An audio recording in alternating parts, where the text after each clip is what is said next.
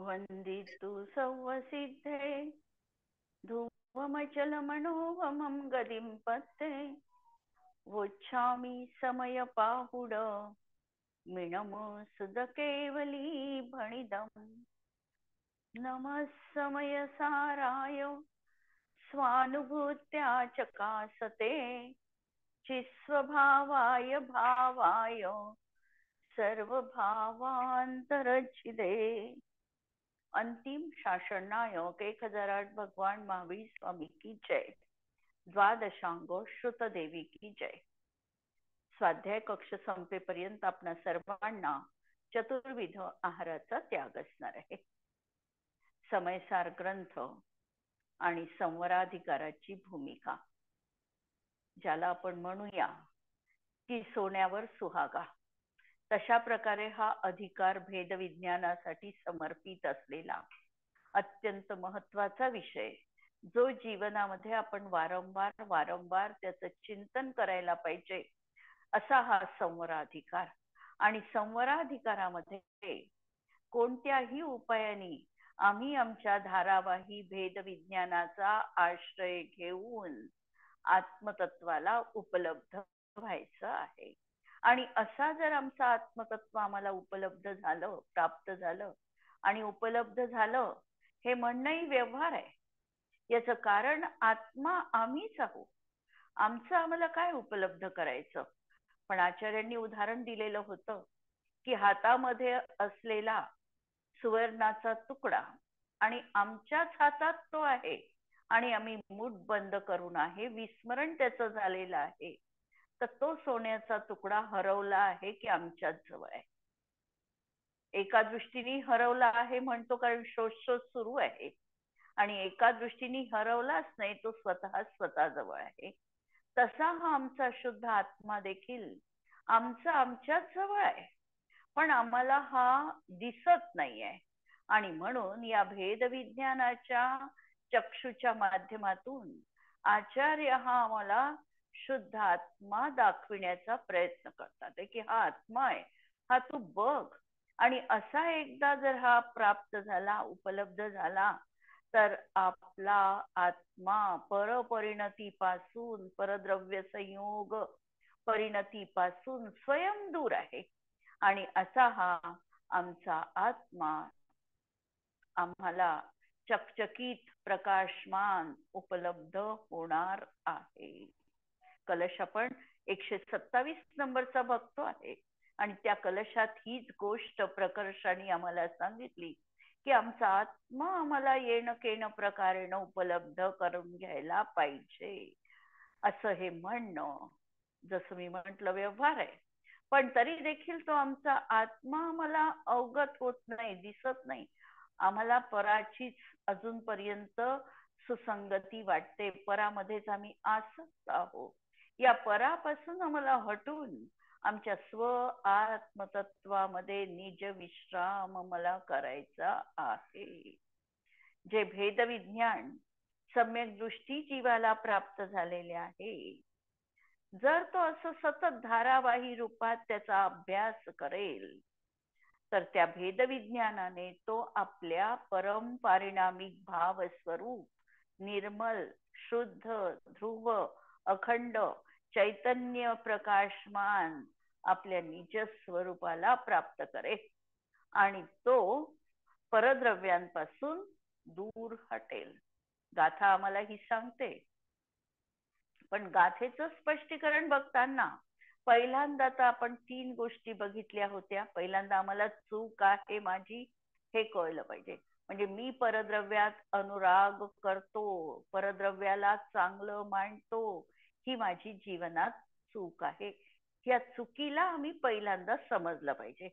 नंतर ती चूक आहे हे मान्य केलं पाहिजे की खरंच ही माझ्याकडून चूक घडते आहे, आणि तिसरी गोष्ट, चूक दुरुस्त करण्याचा प्रयत्न केला पाहिजे, पुरुषार्थ केला पाहिजे।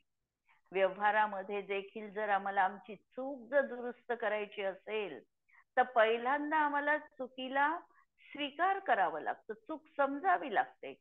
चूकच समजलं नाही आणि आम्हाला वाटत राहते की आमचं सगळं काही बरोबर आहे, आम्ही तर खूपच चांगलं केलेलं आहे. अरे पण जी चूक आहे ती चूक तर कळायला हवी ना आमची. चूक कळल्यानंतर ती मानायला पण हवी. कधी कधी चूक कळते पण आम्ही मानत नाही, आणि मांडली तरी आम्ही सुधारण्याचा प्रयत्न करत नाही, पुरुषार्थ करत नाही.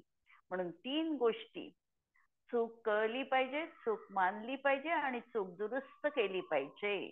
तर आपल्या स्वरूपाची आम्हाला प्राप्ती होईल. भेदविज्ञानी जो आहे तो स्वतःच्या चुकीला जाणतो. म्हणजे एखाद्या व्यक्तीने समजा अपमान केला, अपमान केला, पराव्यक्तीने अपमान केला, आमची चूक की पराची चूक, वरपांगी बघता आम्हाला वाटतं त्यांनी माझा अपमान केला, ही त्याची गोष्ट आहे, ही त्याची चूक आहे. वास्तविकता त्याला माझा अपमान करण्याचा कोणताही अधिकार नव्हता. वरपांगी आम्हाला असंच दिसतं. पण जेव्हा आम्ही अंतरंगामध्ये विचार करतो, आज त्यांनी माझा अपमान केला, कदाचित पूर्वी मी त्याचा अपमान केला असेल आणि त्याची शिक्षा म्हणून मला ही चूक भोगावी लागते आहे. म्हणजे शेवटी सगळं फिरून स्वतःकडेच अंगुली निर्देश समयसार ग्रंथ करणार आहे.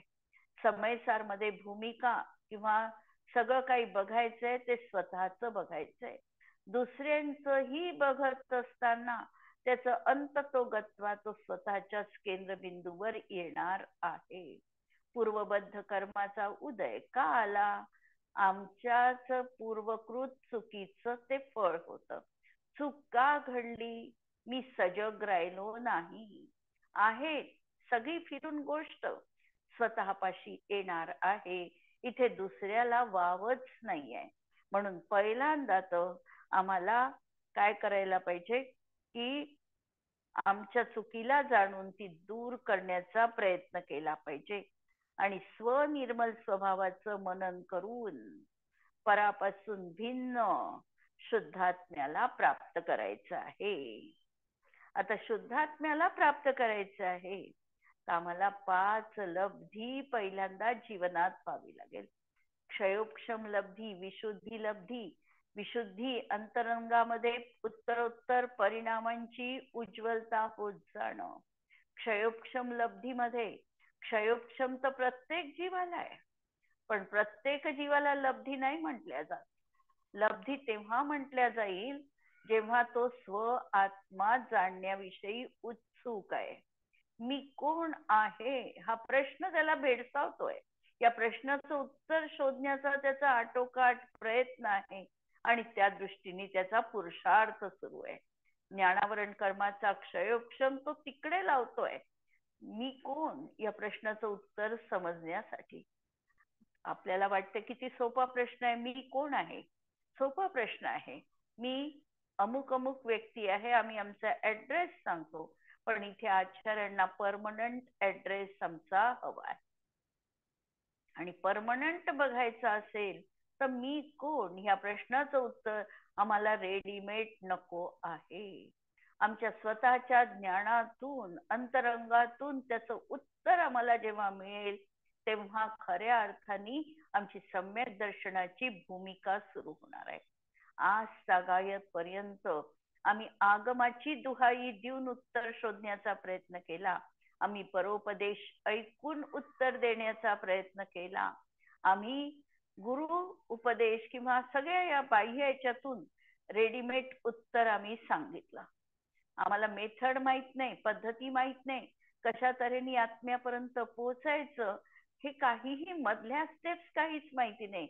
आणि आम्ही डायरेक्ट उत्तर, जसं एखादा मुलगा असतो आणि तो गणिताचं डायरेक्ट उत्तर मागे कॉपी करून बघतो काय उत्तर दिलेलं आहे आणि मधल्या सगळ्या स्टेप्स गाळून टाकतो, तसं आम्ही सगळ्या मधल्या स्टेप्स गाळून टाकल्या आणि रेडीमेड मी आत्मा आहे. आत्मा आहे तर प्रतीती आहे का? पहिल्यांदा तर आचार्यांना हा प्रश्न विचारायचा आहे की आहे का, झाली का प्रतीती? आणि प्रतीतीयुक्त ज्ञान असेल तर खऱ्या अर्थाने आमची क्षयोक्षम लब्धी ती आहे.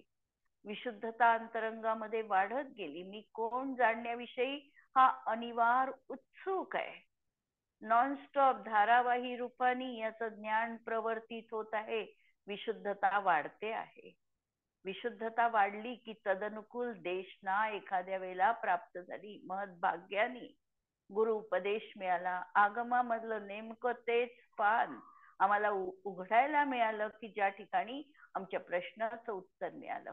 आणि तसाही प्रयोग करण्यासारखी गोष्ट आहे की जेव्हा आम्हाला एखादा प्रश्न अंतरंगामध्ये अतोनात भेडसावत असतो, त्या उत्तरासाठी आम्ही धडपड करत असतो. कुठेतरी याचं उत्तर मिळावं अशी खूप कळकळ आम्हाला जीवनात असते. आणि त्याचं उत्तर आम्हाला नक्कीच कधीतरी मिळते. आणि त्यावेळेला जो ज्ञानाचा आनंद आम्हाला मिळतो, त्याप्रमाणे या ठिकाणी देशना प्राप्त झाली.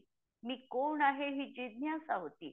विशुद्धता वाढत होती आणि तदनुकूल देशना आम्हाला प्राप्त झाली. उपदेश ऐकायला मिळाले. आमचे कर्ण तृप्त झाले. आमचे चक्षु कृतकृत्य झाले. अशा तऱ्हेने ही देशना लब्धी जीवनात प्राप्त झाली. देशना लब्धी नंतर काय केलं आम्ही, तर ज्ञानाची निरंतर प्रवृत्ती ठेवून त्याच्या माध्यमातून वस्तुस्वरूप आणि मुख्य रूपाने आत्म्याला विकल्पपूर्वक जाणून सम्यक निर्णय केला. देशना मिळाली ऐकली आणि सोडून दिली असं नाही आहे. देशना ही हृदयस्थ झाली आणि अंतरंगामध्ये आमच्या ज्ञानाची प्रवृत्ती निरंतर कायम ठेवून आम्ही त्या देशनेच्या माध्यमातून आत्मतत्वाला विकल्प रूपाने जाणलो. जाणल्यानंतर तिथेही थांबला नाही, सम्यक निर्णय केला. निर्णय काय केला की मी आत्मा आहे आणि परवस्तू पर आहेत. त्याचं स्वचतुष्टय वेगळं, माझं वेगळं. त्यांचा आणि माझा फक्त असलाच तर तो निमित्त नैमित्तिक संबंध आहे. पण त्याच्यामुळे माझ्यात काहीही बदल होत नाही. माझ्यामुळे त्यांच्यात काही बदल होत नाही. एवढं अगदी परिपूर्ण ज्ञान आणि निर्णय तिथे झाला. ज्ञानोपयोग तिथेच केंद्रित केला आणि अशा प्रकारे त्याच्या सामर्थ्याने काल लब्धी आल्यावर प्रायोग्य लब्धीची प्राप्ती झाली आणि कर्ण लब्धीची देखील पुढे प्राप्ती झाली.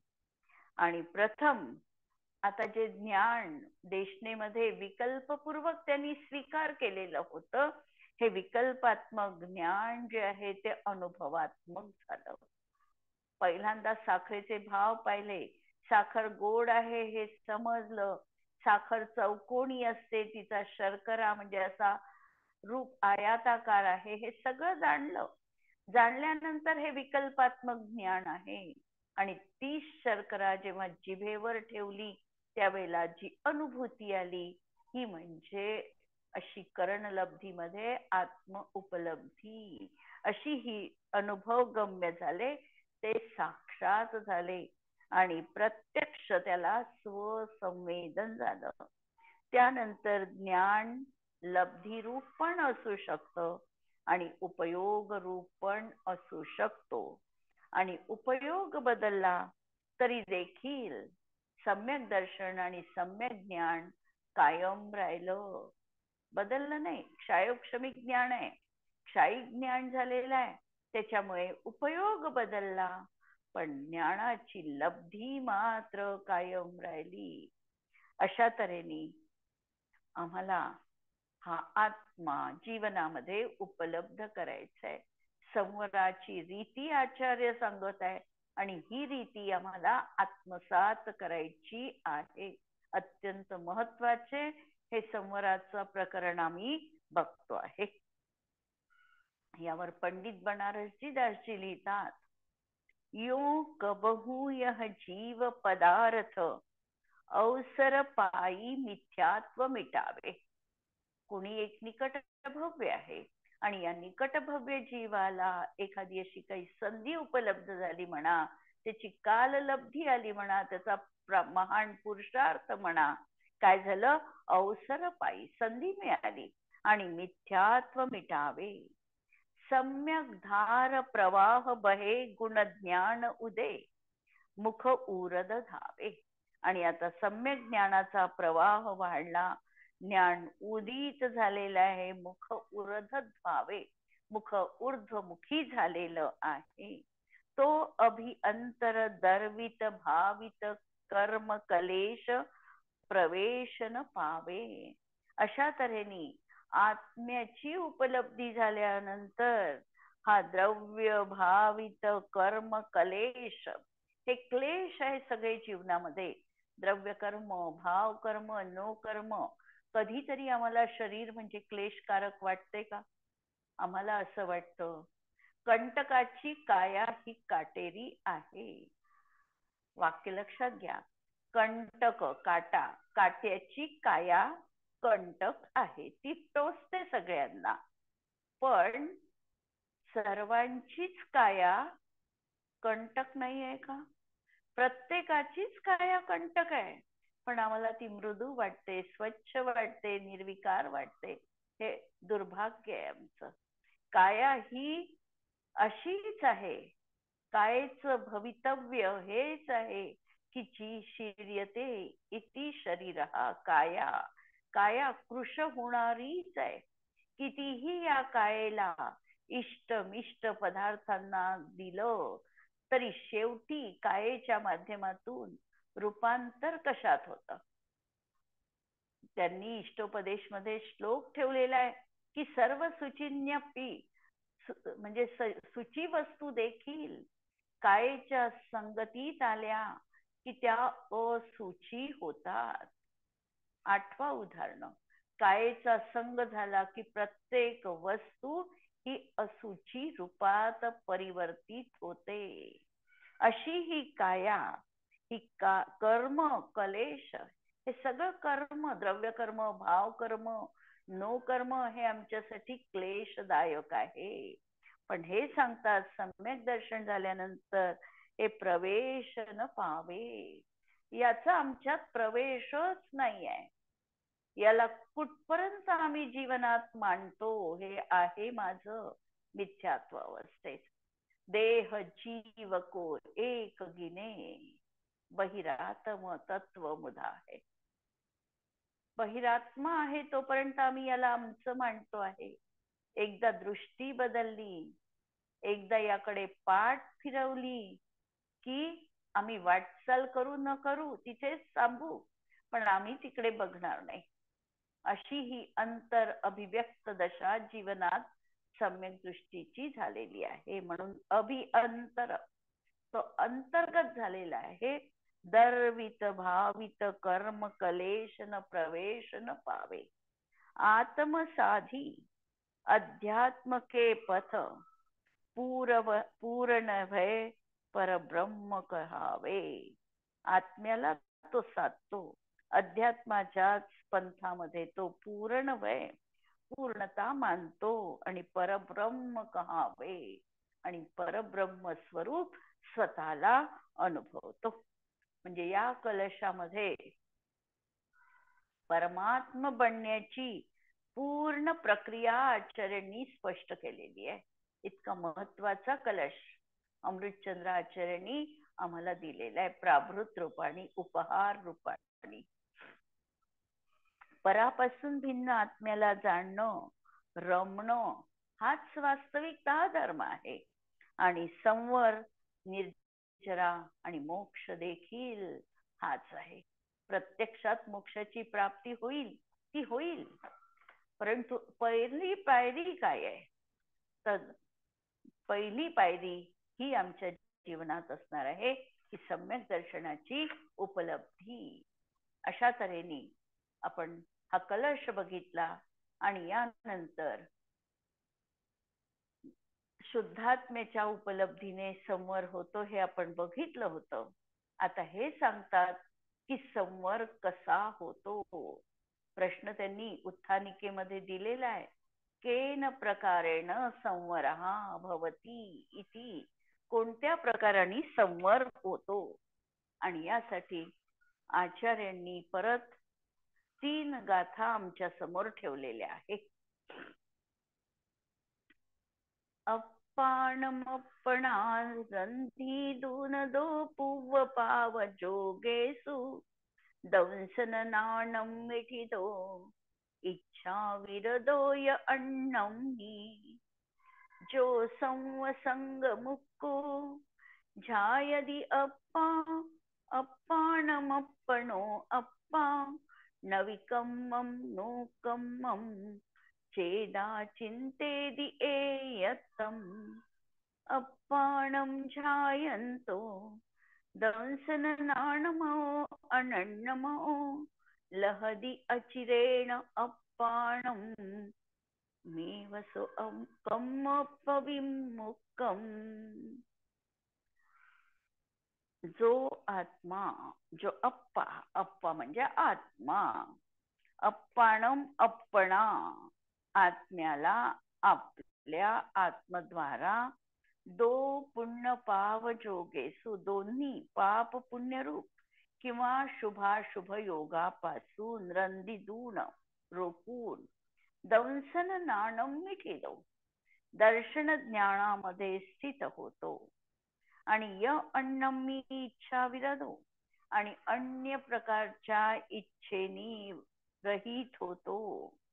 तो सर्व संग मुक्का, तो सर्व संग म्हणजे सर्व संगानी रहितून, संग म्हणजे परिग्रह, निसंग, निर्ग्रंथ, ग्रंथ म्हणजे देखील परिग्रह, संग म्हणजे देखील परिग्रह, अशा सर्व परिग्रहांनी रहित होऊन अप्पाणम अप्पणो झायदी, आपल्या आत्म्याचे ध्यान करतो.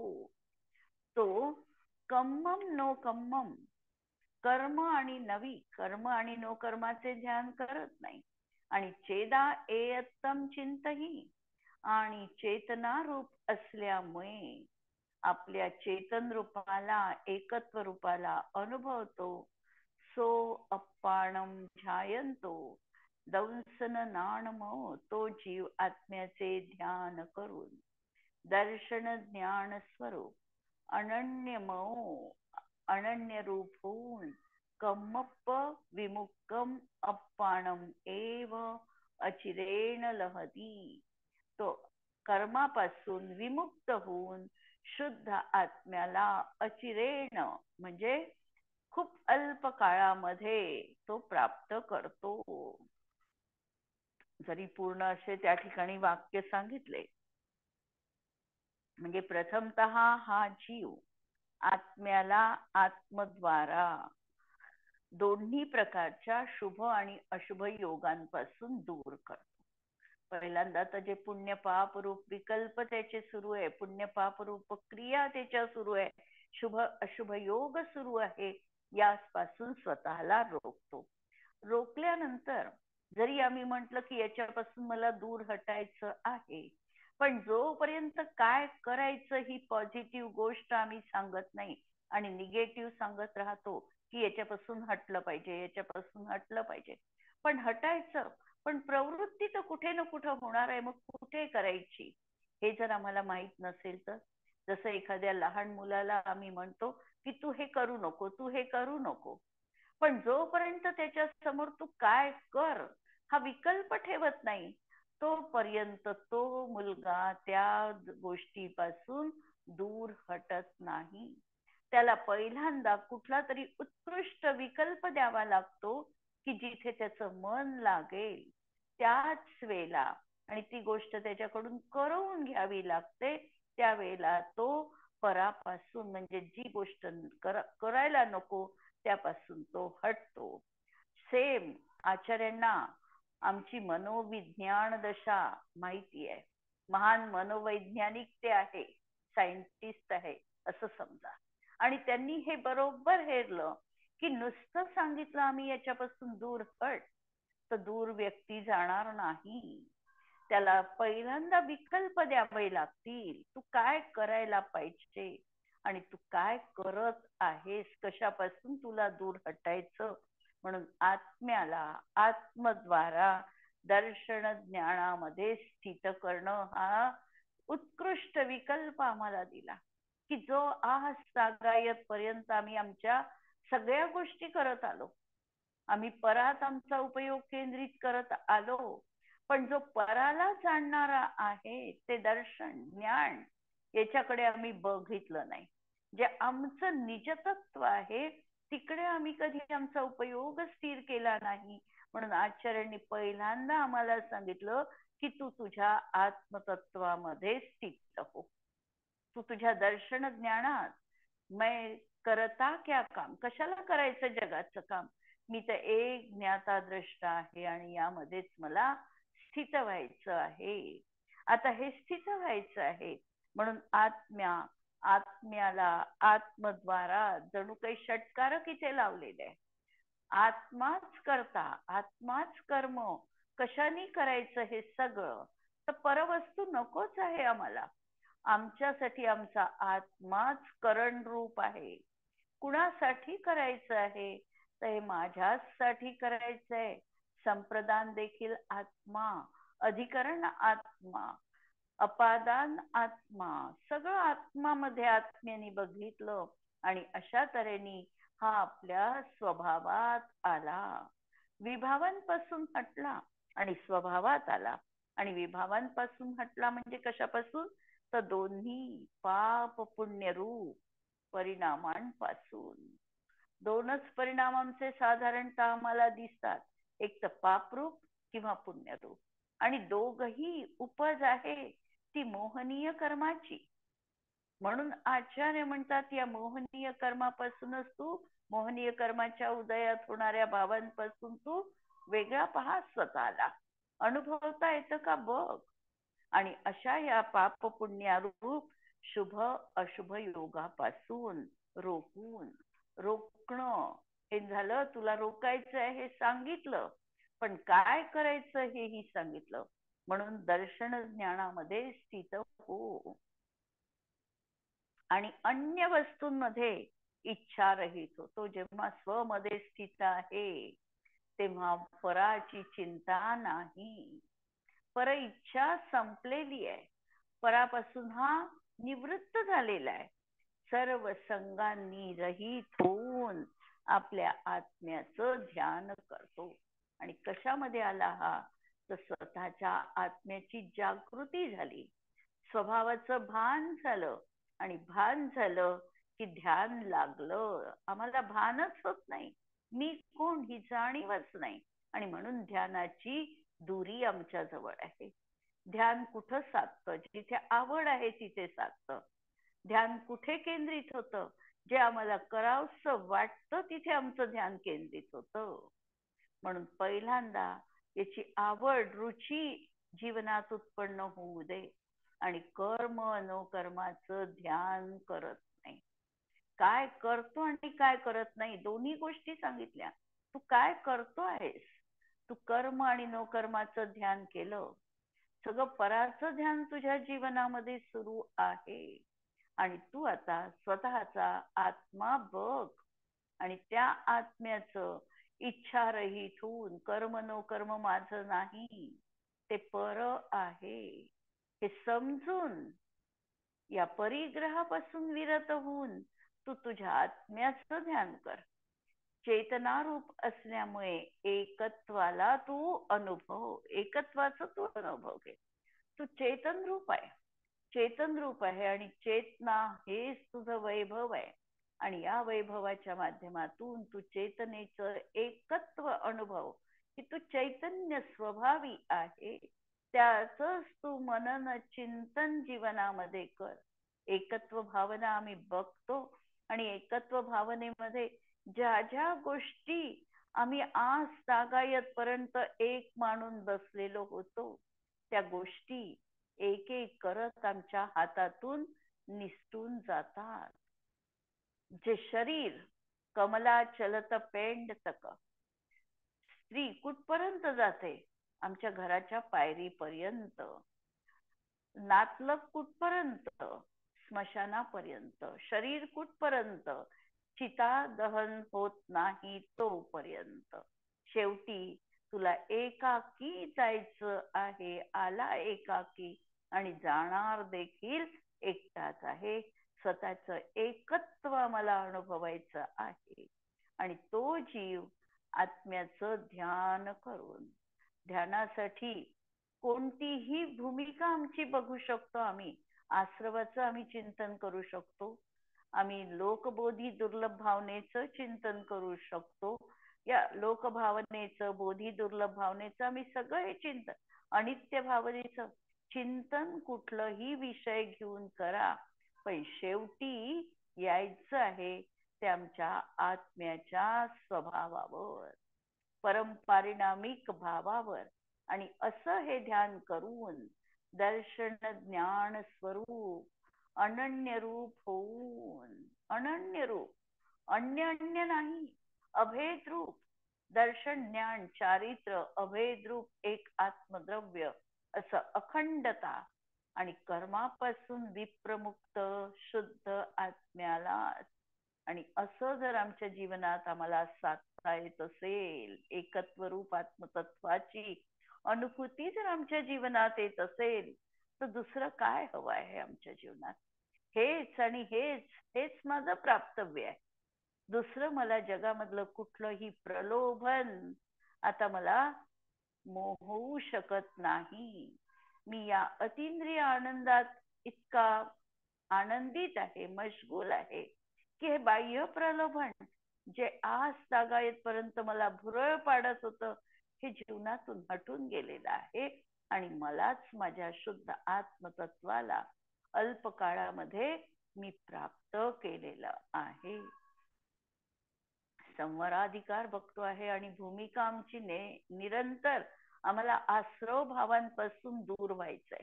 आमच्या जीवनात स्व उपलब्धी करून संवर कसा येईल, आणि स्व उपलब्धी झाल्याशिवाय संवर नाही. आमची अविपाक निर्जरा म्हणा किंवा आम्हाला संवरपूर्वक निर्जरा ही सम्यक दर्शनाची प्राप्ती झाल्यावरच होणार आहे. खऱ्या अर्थाने संवर आमच्या जीवनामध्ये किंवा निर्जरा आमच्या जीवनामध्ये सम्यक दर्शनाची उपलब्धी झाली कीच होणार आहे. निर्जरा तर सुरू आहे, पण ती निर्जरा निरर्थक आहे. संवरपूर्वक होणारी कर्माची निर्जरा, आश्रव भावापासून सुटणं, मी वेगळा आहे हे अनुभवणं, हे महत्वाचं आहे. टीका आपण उद्याच्या याच्यामध्ये बघूया, आधीचे थांबू. जिनवाणी के ज्ञान ते सुझे लोकालोक, सो जिनवाणी मस्तक नमू सदा देत हूँ घोक. नमो अरिहंताणम नमो सिद्धाणम नमो आयर्याणम नमो वज्रायाणम नमो लोए सवसाहुणम. सर्वांना जय जिनेंद्र. कुणाला काही या भागावर प्रश्न असेल तर विचारू शकता.